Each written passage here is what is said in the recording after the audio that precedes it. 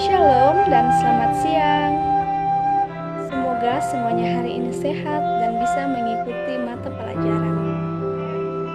Hari ini kita akan belajar dalam hal mengampuni dan mengasihi sesama.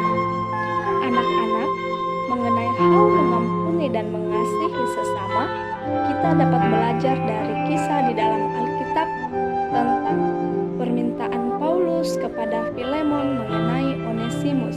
Terdapat dalam kitab Filemon pasal 1 ayat 8 sampai ayatnya yang ke-22. Nah, anak-anak, ada 3 tokoh yang dituliskan dalam kitab Filemon pasal 1 ayat 8 sampai ayatnya yang ke-22. Siapakah itu?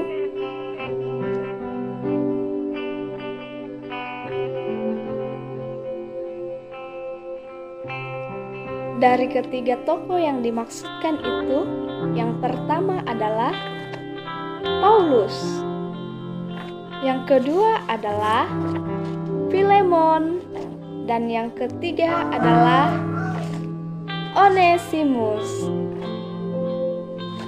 Nah, anak-anak, perlu kita tahu bahwa Paulus ini dia dulu bernama Saulus sebelum ia bertobat. Dahulu, ia sangat membenci orang-orang yang percaya kepada Yesus Kristus. Ia suka memberontak. Ia suka membunuh orang-orang Kristen yang percaya kepada Yesus Kristus. Namun, pada saat perjalanan ke Damsyik, ada sesuatu hal yang terjadi. Apakah itu?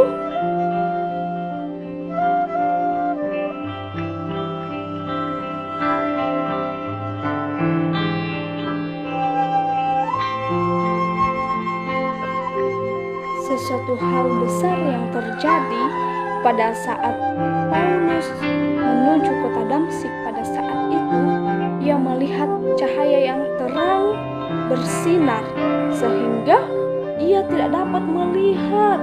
Ia buta dan akhirnya mulai dari situlah ia bertobat dan menjadi pengikut Yesus Kristus.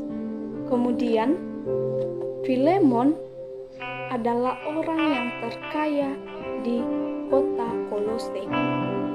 Ia bertemu dengan Rasul Paulus pada saat di Efesus dan ia mulai bertobat melalui Paulus. Pada saat itu, Filemon mempunyai banyak budak di rumahnya dan salah satu budaknya ialah Onesimus. Onesimus ini merupakan budak dari Filemon, dan Onesimus mengerjakan segala sesuatunya di rumah Filemon, baik itu membersihkan rumah ataupun apa yang diperintahkan oleh Filemon pada saat itu.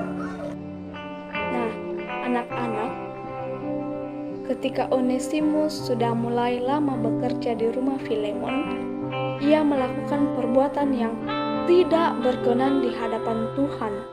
Ia melakukan perbuatan yang tidak dikehendaki oleh Tuhan.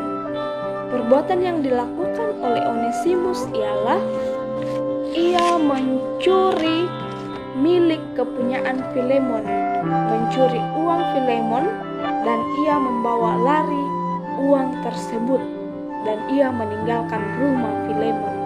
Pada saat Onesimus meninggalkan rumah Filemon, membawa harta benda yang dimiliki oleh Filemon tersebut, Onesimus bertemu dengan Paulus.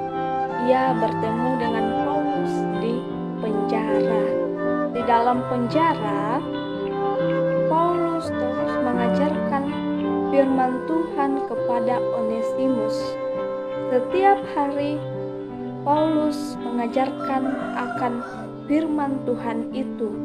Ia memberikan pengetahuan, memberikan pemahaman kepada Onesimus sehingga Onesimus bertobat dan mau menjadi pengikut Yesus Kristus.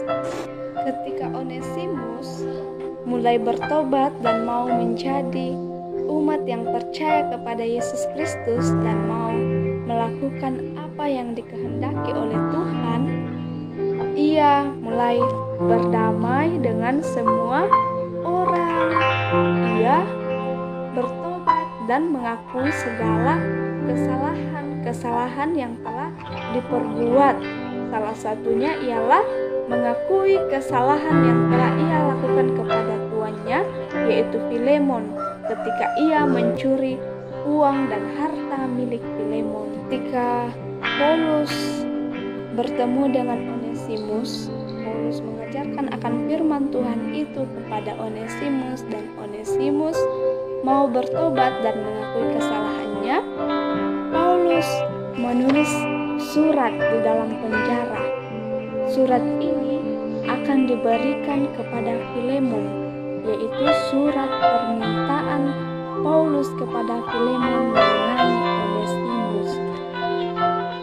Nah, surat yang ditulis oleh Paulus itu diberikan kepada Onesimus agar Onesimus ini dapat menyampaikan surat itu kepada Filemon.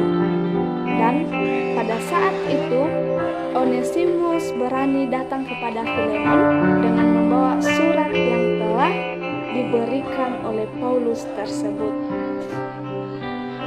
Ketika Onesimus menerima surat dari Paulus tersebut, Onesimus melakukan perjalanan menuju rumah Filemon, dan akhirnya ia tiba di rumah Filemon. Ia memberikan surat itu kepada Filemon, dan akhirnya ia juga sujud di bawah kaki Filemon.